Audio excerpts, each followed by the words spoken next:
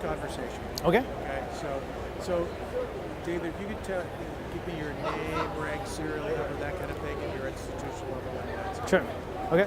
So I'm Dr. Devinder Ramsingh. I'm Director of Perioperative Ultrasound and Clinical Research for the Department of Anesthesiology at Loma Linda University Medical Center. So let's talk about how you're using point-of-care ultrasound, and not only for nerve blocks, but beyond. Yeah, so it's really an exciting time for point-of-care ultrasound for the space of the perioperative setting. More and more people are realizing that they can do so much more with the ultrasound device besides vascular access and regional. This includes looking at the heart, the lungs, and the abdomen to answer acute questions. So learning how to use ultrasound to assess basic cardiac function, volume status, looking at their pulmonary function, helping to be able to assess when those acute events happen from a cardiopulmonary or volume status side of things, how ultrasound can help us come to a more timely diagnosis and a more rapid diagnosis in assessing our patients in a real-time manner. So could you give some examples of some applications where it's speeding time to diagnosis and maybe having an impact on the disposition of the patient and where to take them and so forth? Absolutely. Many times patients acutely become alterations in the perioperative space on their hemodynamics, i.e. their blood pressure is rapidly deteriorating. We can use ultrasound to quickly determine, is it a volume issue, is it an issue with their heart contractility, or is it a low afterload state? Ultrasound can quickly and readily determine that diagnosis, again, in a real-time manner. When it comes from a pulmonary side of things, you can use it as somebody who's hypoxic.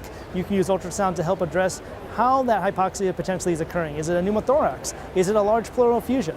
Or is there difficult aeration of a particular area of the lung fields? Ultrasound can be shown and has demonstrated utility in answering all these questions. And as far as throughput, so on the clinical side, but the ability to manage workflow. Yes. Can you comment on?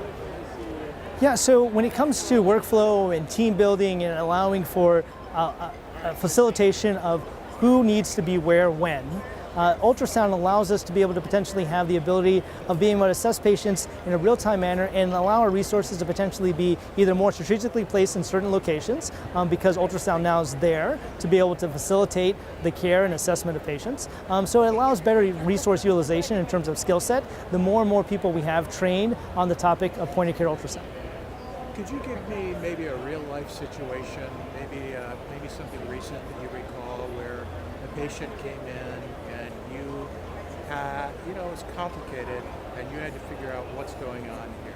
Absolutely. So I can tell you it happens almost on a weekly basis. Somebody comes in who just isn't quite handling their surgical experience the way you think, so that 99 times out of 10 it goes this way, and now things are a little bit off. It could be with their blood pressure, it could be with their oxygenation. Ultrasound helps us determine the diagnosis, again, in a real-time manner. Last week we had a patient actually that was supposedly NPO. We evaluated them with a gastric ultrasound and found in fact that the patient had a very large hernia that caused their stomach to be incredibly dilated.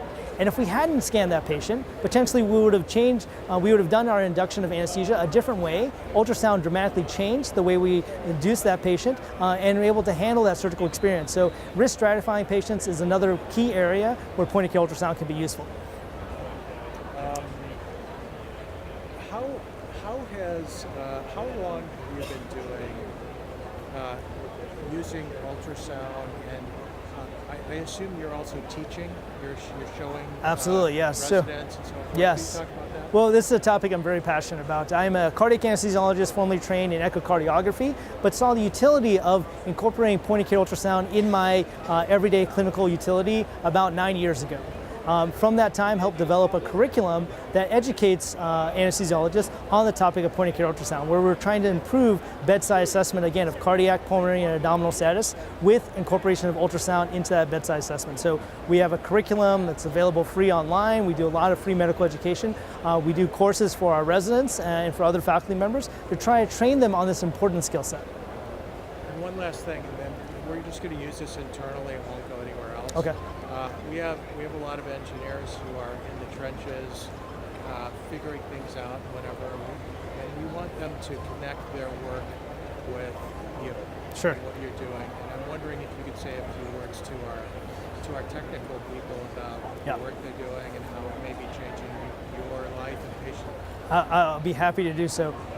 Point-of-care ultrasound, every time I can tell you on a weekly basis, we alter the way we're providing perioperative care because we did a point-of-care ultrasound exam. And these are very dramatic alterations, things that we would have never known to do. Now ultrasound is allowing us to be able to determine diagnoses and provide more timely therapies almost on an everyday basis. I myself have dramatically changed my clinical practice with incorporating ultrasound. It's made me a better physician. It brings back the physical exam, something that with the stethoscope was really something that we did as, honestly, to quite frankly speak, as something just to check a box. Now ultrasound has allowed us to do it in a meaningful way and get real answers in a timely manner. And so again, every day it changes my practice. It gives me the right answers at the right time.